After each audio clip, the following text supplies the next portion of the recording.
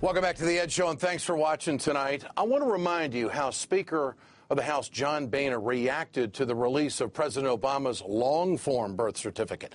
Boehner's spokesman said this, quote, "This has long been a settled issue. The Speaker's focus is on cutting spending, lowering gas prices, and creating American jobs." We showed you what Boehner said to Brian Williams. Here's what he said 2 months ago on Meet the Press. It's not my job to tell the American people what to think. Our job in Washington is to listen to the American people. Having said that, the state of Hawaii has said that he was born there. That's good enough for me. And if you think that sounds wishy-washy, listen to Congressman Eric Cantor from a few months ago on the very same issue. Is somebody who brings that up just engaging in crazy talk?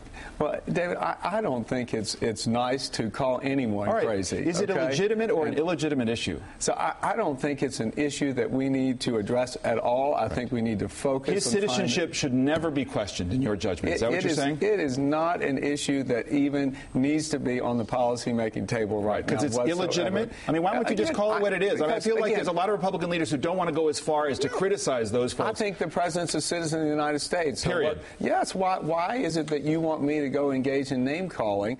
And even when Congresswoman Michelle Bachmann recently admitted that this was a settled issue, she tries to give herself some wiggle room. Well, I have the president's certificate right here. It's certified. It's got a certification number. It's got the registrar of the state signed. It's got a seal on it, and it says this copy serves as prima facie evidence of the fact of birth in any court proceeding. Well, then that should settle it. So it's over. That's what should settle it. I take the president at his word, and I think for any, I would have no problem. Then apparently the president wouldn't either. Introduce that, we're done. Move on. So this is over. Well, this has been introduced. So this case is this story is over. Well, as long as someone introduces it, I guess it's over. That's right. You know, Republican leaders have never really wanted to completely shut the door on this issue. It's like they got into caucus and said, well, you know, kind of distance yourself from it, but don't slam it away because you never know where the American people are going to go on this. Maybe we can get the majority of Americans to believe that really he is illegitimate and should not be president. And other Republicans openly stoked it, like the House Republicans who co-sponsored a birther bill. It's gone way too far for too long. Let's bring in the president of the National Action Network, Reverend Al Sharpton, with us tonight, and professor of sociology at Georgetown University, Michael Eric Dyson. Gentlemen, great to have you with us tonight. Reverend, I'll ask you first. If this had been a white president, would we be seeking his birth certificate the way they have been doing this on President Obama and the workover that we've seen for 2.5 years? What do you think? Frankly, I don't believe we would. And I don't think it is just the birth certificate, though clearly that has gone way, way out of bounds. And the media coverage, the saturation day and night has been appalling. But now we've also gone to questioning whether or not he was qualified to go to the schools he went to, even though he graduated from Harvard as the president of the Law Journal, something that you don't get other than to earn it. He graduated top of in his class, in the top circle of his class.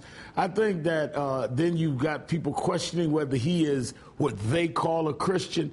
It's this whole sense of you're other than American that too many people, African Americans clearly, but even Latinos and women in some cases, and anyone other than them, white, wealthy males, have to prove themselves worthy. It's a sense of entitlement. Prove you are one of the Americans. And I think that this is appalling and is not the kind of America that most Americans want. And I thought that was indicated in the 2008 elections. I think it's sad that we had to come back to this.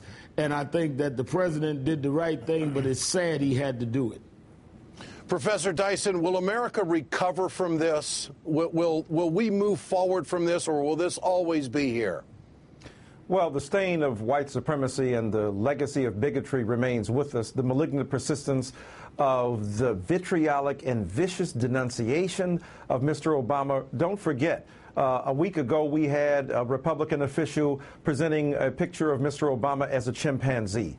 So not only is this, as Reverend Al Sharpton has brilliantly expressed, a way to otherize him, to make him other than American, to make him un-American, it also questions his humanity. So skepticism about black intelligence and questions about black humanity are at the heart of what it means to be an American as well. We try to pretend that this other side is the shadow side that has been really relegated to the margins of our society. But every now and again, things like this remind us that these are major currents that trace beneath our lives together. We talk about e pluribus unum, out of many one.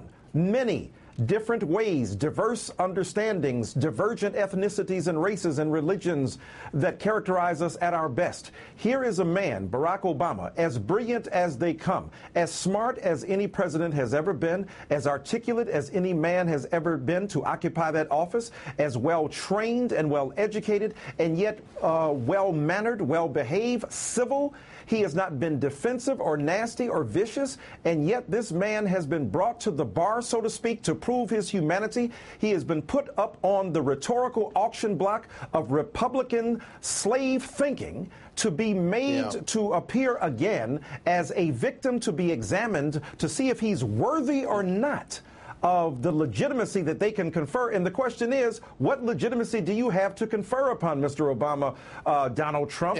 Here's, so yes, Ed, I think this is a problematic situation, and I think it does reveal the American character. And unless we are able to put this into proper perspective, we have to indict ourselves as well as the Republicans.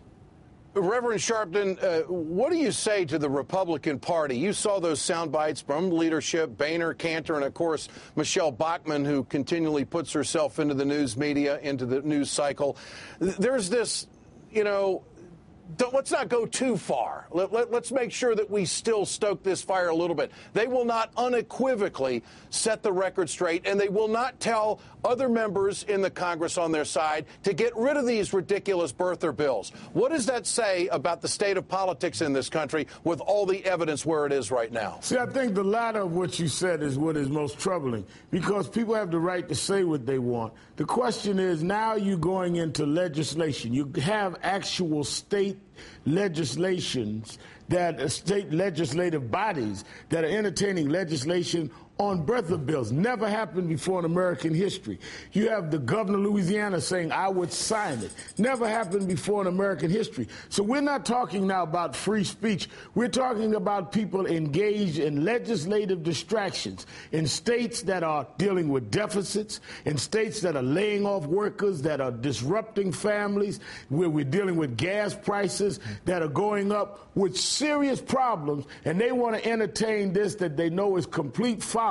They would rather engage in the politics of distraction than to really lay out in front of the American people their solutions. And I think that where I charge the media, I ran for president. I've been an activist all my life, but when I ran, I had to lay out what was my health policies going to be. Where was I in education? We did debates on conservation, on energy. We had to deal with the issues. No one has said to Mr. Trump, he's in New Hampshire today, well, where's your policies on bringing down the gas? Where's your policies on the economy? You claim you built businesses. How would you deal with the deficit? He's not being confronted with these questions. He's allowed to duck by going through these non-issues, and it's been going over and over again. It's time to tell them to put up or shut up. And Professor, you're on a college campus at Georgetown, shaping the next generation. What kind of an impact do you think this has on young people when they see this hatefulness unfold in the media and compelling the president with all these falsehoods to come out and take the high road but try to redirect the focus of the country? What kind of impact do you think this is having on the 20-somethings that you deal with? Well, I think it's an object lesson in the invidious politics of inference, trying to imply, trying to suggest that he's less than, he's not equal to, the strange algebra of bigotry. I think that they will see again clearly that their generation bears a responsibility and a determination to be better than those who came before, and to suggest that the birther movement, the Tea Party movement, the questioning of the legitimacy of an American citizen, this should not happen to any human being. And no other president has had to be subject to such vicious calumny, assault upon his very reputation and his identity, and be brought like a little boy before the school classroom to prove that he didn't stick the gum underneath his desk. I mean, this kind of, and we're allowing a very few to determine what the masses of people do. I think that all good Americans of conscience should speak up and say, enough of this already. We must move on to the serious business. We've got enormous inflation. We've got to deal with unemployment. We've got to talk about health care policy. We have to talk about 2 and 3 wars. We have to talk about drones in Libya. We have to speak about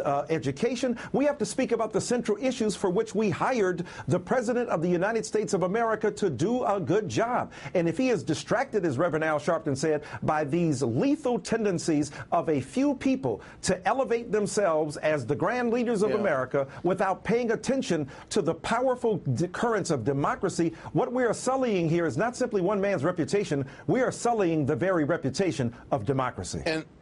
And finally, Reverend Sharpton, you know the president well. Has he been personally affected by this? I mean, I've not talked to him about it, but I would assume that anyone, especially with children, that has to go home every night and their children constantly hearing on every newscast the question of whether they are a citizen of the country that elected them to lead it. When do you become a part of America? You go to the schools, you educate yourself, you lift yourself up, you win an election overwhelmingly, yet you still don't belong. That would have to affect anyone. And what bothers me, I think the president is a tough man. I think the first lady is a tough lady. But what bothers me is young Americans of all races that look at this and say, when does everybody count? When do you have to stop proving who you are in order to excel in this country, even after you win the presidency of the United States? That's the shame of this issue. Well, gentlemen, I do believe that race is at the pit of all of this. Absolutely. And I think it is the dirty little secret of the Republican Party, the dirty little secret of the Republican Party. It's a sad day for America, and I hope we can move on from it. It needs to be addressed, and it needs to be spoken to, and it needs to be corrected. And I appreciate Reverend Al Sharpton, you being here tonight, along with you, Michael Eric Dyson. Thank you so much for joining us. The mainstream media followed along where Rush Limbaugh and Fox News took them. Eric Boehlert on how this birther stuff just flat out got out of control. That's next.